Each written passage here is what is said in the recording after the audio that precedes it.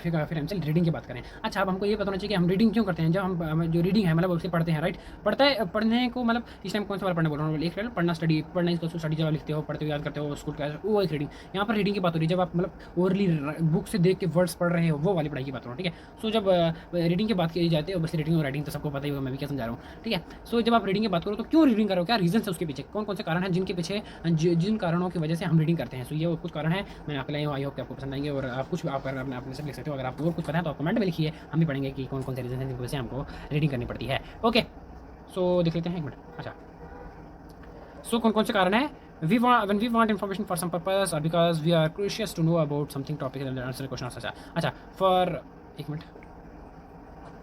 अच्छा, सो कभी किसी मुद्दे पे, किसी टॉपिक पे हमको इन्फॉर्मेशन चाहिए हो, ठीक है, लाइक कभी कहीं कंपटीशन की बात ही कर लो, स्कूल में कभी कंपटीशन वगैरह हो जाते हैं, या माफ करो आपको फोन आ गया, केबीसी से आपको फोन आ गया, कौन भरेगा करोड़पति से। ऐसा कोई स्टूडेंट नहीं होगा, ऐसा कोई इंसान नहीं होगा जो घर से प्रिपरेशन नहीं करके जाएगा, वो घर से पूरा गूगल बाबा छान मारेगा पूरा, ओके। उसके बाद यूट्यूब पे जितनी सारी पढ़ने वाले स्टडीज़ वाले हैं वो सारा से पढ़ लेगा, ताकि ऐसा कोई क्वेश्चन ना हो जो उसको उस टाइम आए ना केबीसी वाली सीट में। इसलिए कौन इतना अपना बड़ा मौका अपने हाथ गवा देना चाहता है, ठीक है। सो जब हम क्रूशियल अंदर से हमारे अंदर इंथुजियाज्म होता है, right, when we are very enthusiastic to know something, ठीक है, about something some topic, so that time हमको रीजन, ये एक रीज़न हो सकता है हमारे रीडिंग के लिए, जब मतलब when we want information for some purpose, ठीक है, मतलब जब हम किसी कारण किसी टॉपिक के लिए हमको इन्फॉर्मेशन चाहिए। आप बात करो कोरोना की बात करो, ठीक है। सो अगर आपने बोला, आपके टीचर आपको बोला कि कल आपको कोरोना पे टेस्ट लेके लेना, आपको खुद लेके आना, सो हमारे अंदर क्यूरियोसिटी होगी, हमारे अंदर इंथुजियाज्म होएगा कि हमको इस टॉपिक के बारे में जानना है। आप यूट्यूब पे जाओगे, गूगल पे जाओगे, सर्च करोगे उस टॉपिक के बारे में, वो लिख के लाओगे, ठीक है। सो हमने जान लिया इस टॉपिक के बारे में, जब ओके, मान लेता है आपको ज़्यादा डी में जा रहा हूँ, बट द थिंग इज किस टॉपिक के बारे में जब हमको जानना होता है, किसी टॉपिक के बारे में जब ज़्यादा क्रूशियस होते हैं, तो उस टाइम हमको रीडिंग की जरूरत पड़ती है, ओके।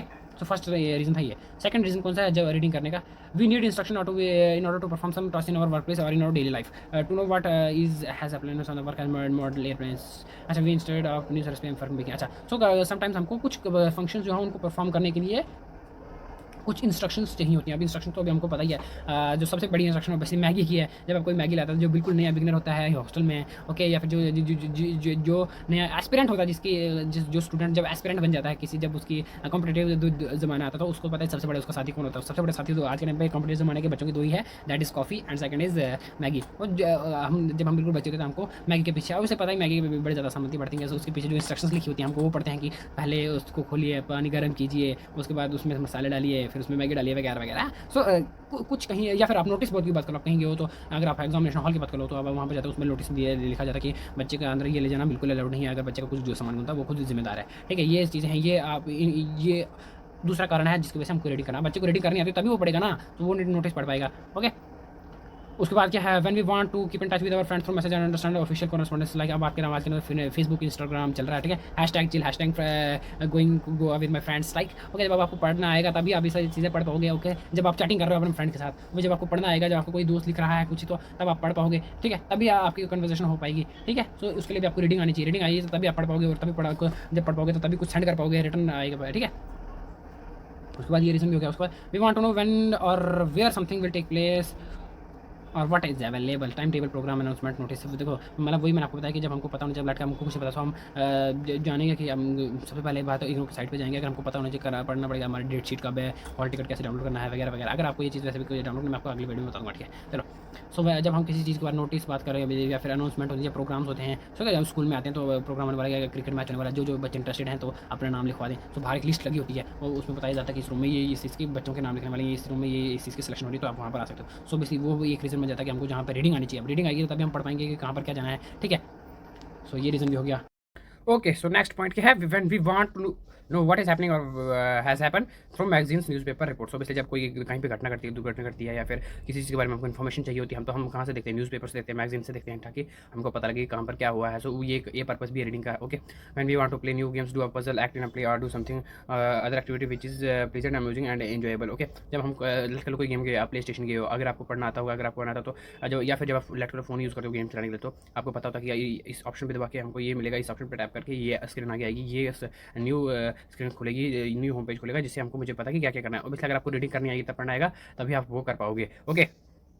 ओके गाइस, तो ये समय हमने पढ़ा कि रीजंस क्या है, जब भी हमको रीडिंग करते हैं तो उसके रीजंस क्या होते हैं, ठीक है। सो अभी नेक्स्ट क्वेश्चन ये है, ये बड़ा इंपॉर्टेंट क्वेश्चन है इस चैप्टर का, describe the process of reading and meaning making, explain with help of reading. अच्छा, सो आपने ये वाला जब भी रीडिंग वाले चैप्टर से कोई भी क्वेश्चन आएगा, रीडिंग स्किल्स वाले चैप्टर से कोई भी क्वेश्चन आएगा, सो आपने फर्स्ट ऑफ ऑल रीडिंग का इंट्रोडक्शन देना है, जो मैंने आपको पहले बताया है। उसके बाद सेकंड नंबर पे आपको जो रीडिंग के काजेज हैं वो जरूर लिखने हैं। अगर वो पूरे नहीं कर पाओ तो आप 3-4 भी लिख सकते हो, ठीक है गाइस। तो आपने वो मतलब कंपलसरी लिखने हैं। एक तो आपका कंटेंट बड़ा ज़्यादा हो जाएगा, ठीक है, आपके 500 वर्ड्स भी पूरे हो जाएंगे और आपका एक अच्छा इंप्रेशन भी पड़ेगा एग्जामिनर को, ठीक है। सो आपने वो दोनों जरूर लिखने हैं, कोई भी क्वेश्चन आए उसमें जरूर लिखें। और ये वाला क्वेश्चन है, ये एक्चुअली ये वाला क्वेश्चन क्या है, रीडिंग और मीनिंग का मतलब क्या होता है, ठीक है। सो दो टाइप की रीडिंग होती है यहाँ पर इसमें, या फिर इस क्वेश्चन में ऐसे और भी लिख सकते हैं। और इसको लिख सकते हैं differentiate between reading silent and reading aloud, reading silent and reading loud. So मतलब साइलेंट रीडिंग अभी आपको मतलब नाम से पता होता है, जब हम मन में पढ़ते हैं अपने दिमाग से उसको, जब जब कोई हम वर्ड पढ़ रहे हैं और पूरे सेंटेंस पढ़ रहे हैं और उसको जोर से बोल के नहीं पढ़ रहे हैं, अपने दिल में ही पढ़ रहे हैं, मन में पढ़ रहे हैं, उसको बोलते हैं silent reading. In comparison to this silent reading के कंपेयर, जब हम बच्चे स्कूल में जाते हैं जो छोटे छोटे होते हैं, लाइक राइट, जब 3rd 4th में पढ़ते हैं, सो हमको पोइम्स पढ़ाई जाती है, twinkle twinkle little star how I wonder what you are and all that, ठीक है। मैम्स हमको पढ़ाती हैं, तो जोर बोलते हैं, जोर जोर से बोल के पढ़ाओ, सो ताकि उससे क्या होगा, हमारी प्रोनाउंसिएशन सही होगी, ओके।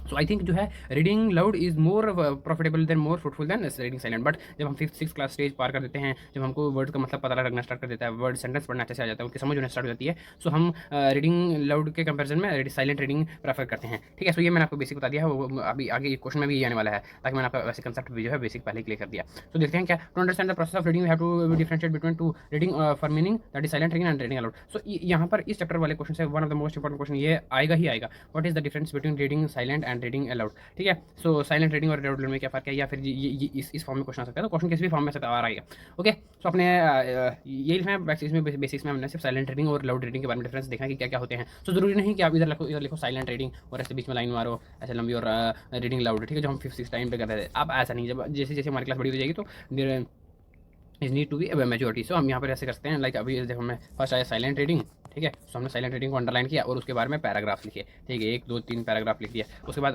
जब ये खत्म हुआ, उसके बाद नेक्स्ट लाइन पे जब ये सारा पैराग्राफ खत्म हुआ यहाँ से, उसके बाद लिखना है लाउड रीडिंग एंड उसके बाद उसको पैराग्राफ में आंसर देना है। ज़रूरी नहीं है, मैं वही बता रहा हूँ कि आपको सिर्फ ज़रूरी नहीं है इस साइड साइलेंट रखो, साइलेंट रीडिंग से नीचे लाइन लगाओ, इधर से अलाउड रीडिंग देखो, इसकी बिल्कुल भी ज़रूरत नहीं है, ओके। सबसे बड़ी मेन बात होती है कि आपको अपना कंसेप्ट जो समझ है वो एग्जामिनर को समझानी होती है। उसके लिए आप कोई भी लैंग्वेज यूज़ करते हो, किसी भी फॉर्म में ले सकते हो, ज़रूरी नहीं कि आप इसमें लिखो, आप लाइन डाल के भी लिख सकते हो, साइलेंट रीडिंग वैसे ऐसे रीडिंग लाउड ऐसे भी लिख सकते हो, कैसे भी लिखो, बट अदर थिंग कि आपको अपना कंसेप्ट समझाना है। लेकिन मैं प्रेफर करूँगा आपको ये ज़्यादा लिखे, ये इस फॉर्म में आप लिखो, ओके। तो देखते हैं reading for meaning. Think of your own experience as a both student as in my classroom. In many classrooms, the reading lessons is used an opportunity to teach pronunciation or encourage expression, speaking with feeling and emotions. For the early readers, reading aloud is of course an important aid. Beginner have to discover how reading from them.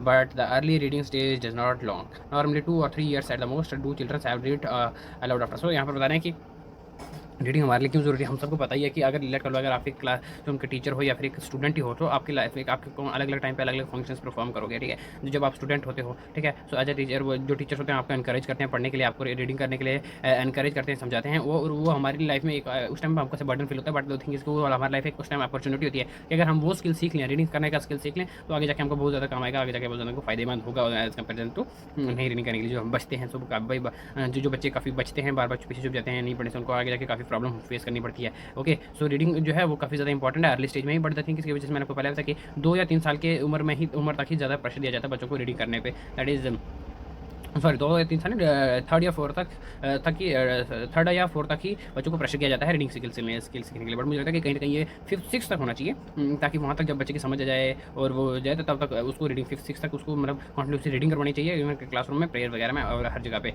Okay. So यहाँ पर ये बताया हुआ है, okay.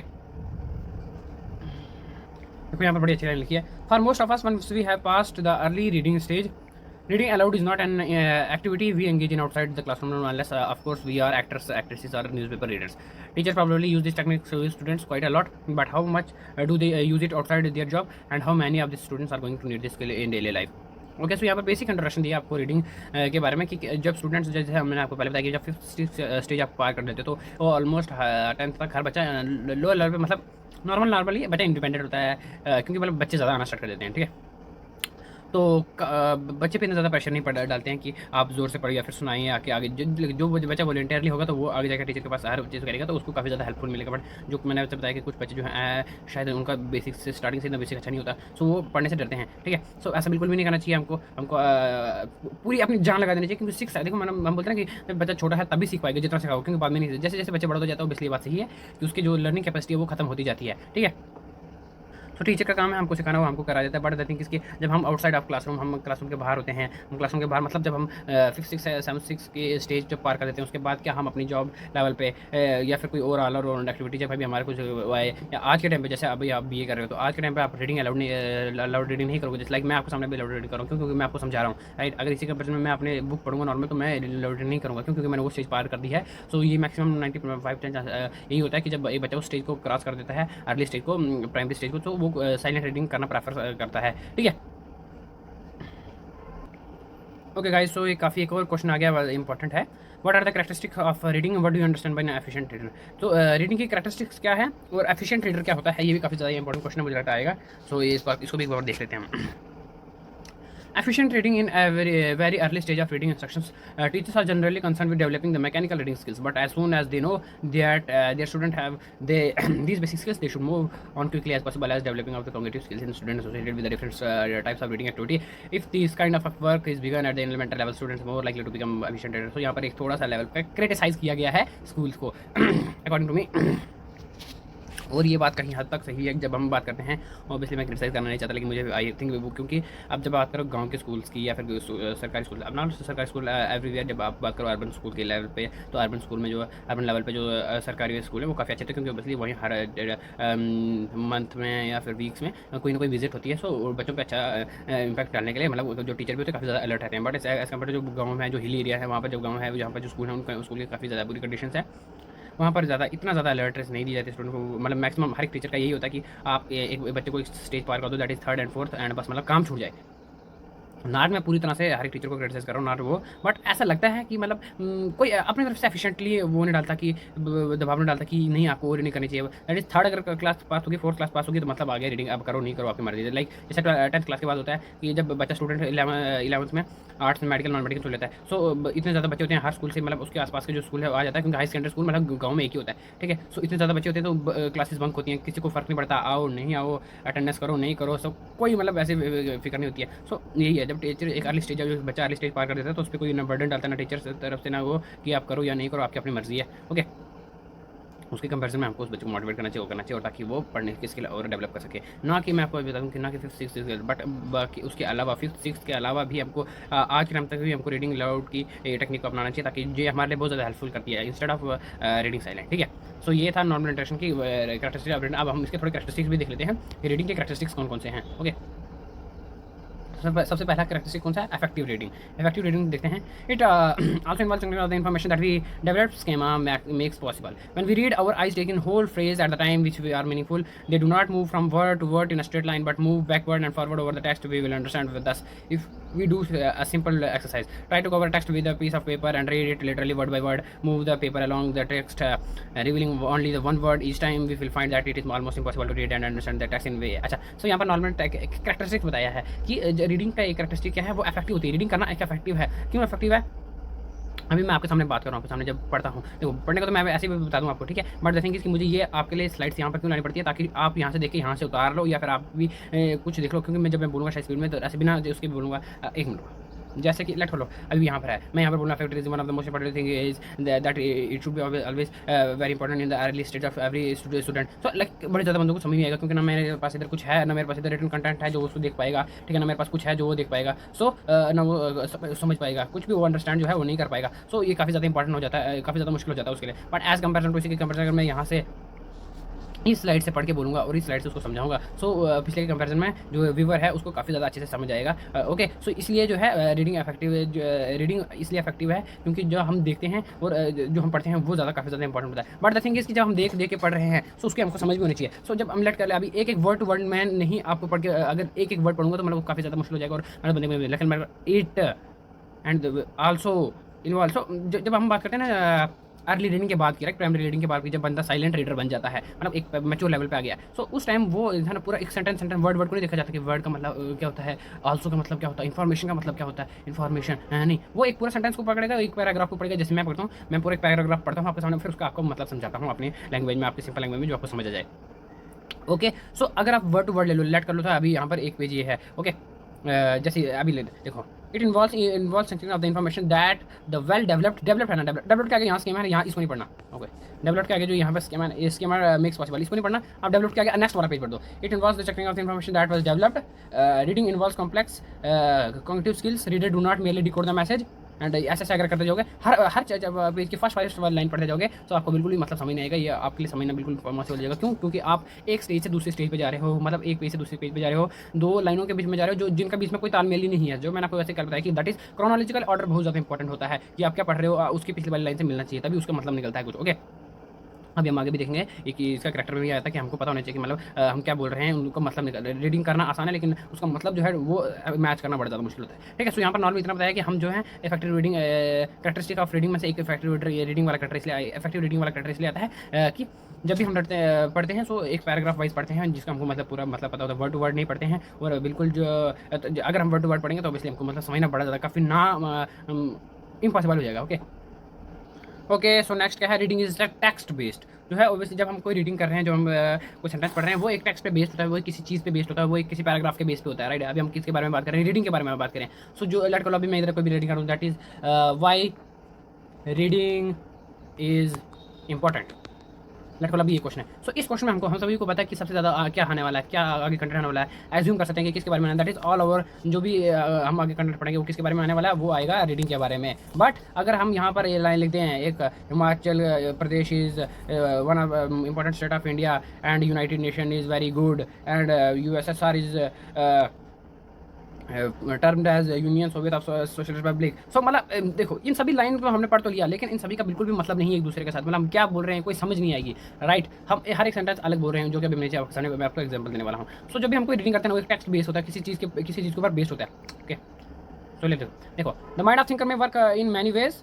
The experiment proved her theory of rings in structure. However, water is only solvent and not a reagent. अच्छा, सो यहाँ पर 3 sentence हमको दिए गए हैं, ध्यान से देखना। 3 सेंटेंस दिए गए हैं, लेकिन इन तीनों का एक दूसरे के साथ बिल्कुल भी मैच नहीं है। ठीक है, यहाँ पर थिंकर के बारे में बताया, यहाँ पर एक एक्सपेरिमेंट के बारे में बताया, और यहाँ पर बताया कि जो वाटर है वो सॉल्वेंट है और एजेंट नहीं है। अच्छा, तीनों का मतलब है इतना, हर एक सेंटेंस का अपने आप में मतलब है। ठीक है, हर एक सेंटेंस का अपने आप में मतलब है, लेकिन इंडिविजुअली इंडिविजुअली हर एक सेंटेंस का अपने आप में मतलब है। बट अगर तीनों का अगर सेंटेंस के फॉर्म में देखा जाए तो बिल्कुल भी मतलब नहीं है, क्योंकि तीनों मिला के एक सेंटेंस बन ही नहीं रहा है। देखो there is nothing wrong in this sentence, but we can not take sense of these sentences because they are together without any relationship among them. देखो ये देखो, यहाँ पर इंपॉर्टेंट लाइन बनती है, because they are together without any relationship among them. So इन तीनों के बीच कोई रिलेशन ही नहीं है। वो तीनों जो ये तीनों सेंटेंसेज हैं, अपने आप में इनका मतलब है, लेकिन एक दूसरे के साथ इनका कोई नहीं है। A sentence is a sentence is a group of words that makes meaning. Okay, so उसका मीनिंग भी आना चाहिए कुछ, ऐसा नहीं कि मतलब आप कुछ भी बोल दो। मतलब जैसे कपिल शर्मा के शो में जब भी कोई बंदा शराब वगैरह पीता तो वो स्टार्ट कर देता है इंग्लिश बोलना। अभी हमको पता है इंडिया में ऐसा क्या एक शराब बोलने की एक और टेक्निक है, जब बंदा शराब पीता तो इंग्लिश निकल जाती है अपने आप से। सो उस टाइम उसको नहीं पता कि वो क्या बोल रहा है, मतलब बस मुंह से इंग्लिश का, ऐसा नहीं कि वो सब इंग्लिश का वर्ड बोलना स्टार्ट कर दे तो मतलब that is English. It is very important कि हमारा उसका जो बोल रहे हैं उसका एक मीनिंग भी हो। राइट, अभी मैं हिंदी बात कर रहा हूँ, आपने कोई आप अपनी कोई भी मदर टंग में बात कर रहे हैं, सो इसका मतलब ये नहीं होता कि आप मतलब कुछ भी बोल रहे हैं, उसका एक पर्टिकुलर मतलब होना चाहिए, तभी उसका एक मीनिंग निकलता है। ठीक है, तभी उसका एक आउटकम निकलता है, तभी अगले वाले को समझ आएगा आप क्या बोल रहे हैं। लाइक अभी मैं आपके सामने हिंदी में बोल रहा हूँ तो इसका मतलब निकल रहा है कि हेलो मेरा नाम नरेश है। सो इसका एक मतलब है कि भाई मैं अपने आप को आइडेंटिफाई कर रहा हूँ, मेरा नाम नरेश है। बट मैं बोल रहा हूँ मेरा नाम नरेश है, वो पानी पा रहा है, कल वो घर जाएगा, यहाँ आना मना है। सो इन सारे सेंटेंसेस का एक दूसरे के साथ बिल्कुल भी तालमेल नहीं बनता है। सो एक तालमेल बनाने के लिए एक सेंटेंस जो है उनका एक दूसरे के साथ chronologically order, that is background, that is उनका एक दूसरे के साथ मीनिंग रखना बहुत इंपॉर्टेंट है। देखो आई होप आप समझ गए होंगे। Okay, reading involve complex cognitive skills. Next character क्या है यहाँ पर, रीडिंग स्किल का कॉग्निटिव कैरेक्टर क्या है। Reader do not merely decode the message that they make prediction and inferences. They anticipate based on what they read. They build assumption but about overall context content at the macro level and predict what is likely to come in the next at the micro level. This is why reading called as साइकोलिंग्विस्टिक guessing game. Okay, देखो यहाँ पर एक आपको अच्छा topic मिलेगा, अच्छी line मिली, एक अच्छा एमसीक्यू मिला है, और वैसे कहीं भी आपको क्वेश्चन पूछ सकता है आपके जीएस में। देखो, reading is also known as the psychological linguistic game. तो reading is also known as psycholinguistic guessing game. Sorry, मैंने भी पहली बार पढ़ना। देखो, psycholinguistic guessing game. So reading is also not psycholinguistic guessing game. अच्छा, इस बारे में इसने बहुत अच्छा जो बताया है। अच्छा, उसने क्या बताया कि जो रीडिंग है वो करना काफ़ी ज़्यादा इंपॉर्टेंट, काफ़ी ज़्यादा मुश्किल होता है रीडर के लिए, क्योंकि लेट कर लो अभी मैं आपको कुछ बता रहा हूँ, लेकिन मुझे नहीं पता कि आगे क्या सेंटेंस आने वाला है। बट जो मेरी सोच है, जितना मेरी मैच्योरिटी है, जितना हम मैच्योर हुए हैं जब हम कोई भी सेंटेंस पढ़ते हैं, सो हमको पता है कि आगे क्या आने वाला है। लेट कर लो अभी आप यहाँ क्विट इंडिया मूवमेंट ही पढ़ रहे हो या फिर नॉन कॉपरेशन मूवमेंट पढ़ रहे हैं, ठीक है। सो यहाँ पर आपको बताइए सबसे पहले क्या है, अब आपको आगे पढ़ा है, लेकिन आपको इतना नहीं पता कि आगे क्या आने वाला है, आपको क्या वर्ड आना है, क्या नेक्स्ट पार्ट आना है। लेकिन आपकी जो मैच्योरिटी, आप इतना ज़्यादा अजम्पशन लगा सकते हैं, इतने ज़्यादा माइक्रो लेवल पर अजम्पशन करोगे कि जो भी आएगा सबसे पहले गांधी जी के बारे में आएगा, ठीक है, इसके बारे में गांधी जी के बारे में आएगा ही आएगा। सेकंड चोरी चोरा कांड के बारे में आएगा ही आएगा, ठीक है, चोरी चोरा कांड के बारे में आएगा। उस वजह से तो नॉन कॉपरेशन मूवमेंट जो है वो डाउन हुआ था। आयो हम अपनी मॉडर्न हिस्ट्री बड़ी जल्दी स्टार्ट करेंगे, ओके। सो उसके बारे में आएगा। उसके बाद नॉन कॉपरेशन मूवमेंट को खत्म कर दिया गया, बंद कर दिया गया गांधी जी द्वारा। उसके बाद उसके कॉन्सिक्वेंसेज के बारे में आएगा, ठीक है। उसके बाद उसके बैकग्राउंड के बारे में, बैकग्राउंड भी देख लेते हैं और क्या रीज़न हो सकते हैं, ऑब्वियसली क्योंकि Gandhi ji always known for his non violence satyagraha, but वहाँ पर चोरी चोरा इंसिडेंट में जो इतने पुलिस वालों की हत्या हुई थी, उसी वजह से उन्होंने अपना नॉन कॉपरेशन मूवमेंट खत्म कर दिया। तो यही सारी स्टोरी इस, अगर क्वेश्चन आएगा आपको नॉन कॉपरेशन मूवमेंट पर, तो इसी पे आएगी, ठीक है। ओके, सो मतलब एक जो इंडिविजुअल है, एक जो लर्नर है, वो अपना बेसिक लेवल पे अंडरस्टैंडिंग कर लेता है कि आगे क्या आने वाला है, माइक्रो लेवल पे ही, ओके। इसीलिए तो इसको बोलते हैं साइकोलिंग्विस्टिक गैसिंग गेम, क्योंकि हम गैस कर लेते हैं ना कि आगे क्या आने वाला है। सो यही था आज का वीडियो, आज तक हमारा आज का सफर हमारे साथ। आई होप कि आपको रीडिंग वाला ये चैप्टर अच्छे से आगे हो। देखो इसमें ज़्यादा मुश्किल वाली कुछ बात नहीं है, इसमें हमने से 2-3 क्वेश्चन पढ़े। सबसे पहले हम रीडिंग के काजेज़ क्या हैं, हम क्यों रीडिंग करते हैं। सेकंड हमने पढ़ा रीडिंग के कैरेक्टरिस्टिक्स क्या हैं, और हमने थर्ड लेवल पे पढ़ा था, रीडिंग के प्रोसेसेस क्या होते हैं। आई होप कि आपको समझ आया हो। मिलते हैं नेक्स्ट वीडियो में, बाय बाय।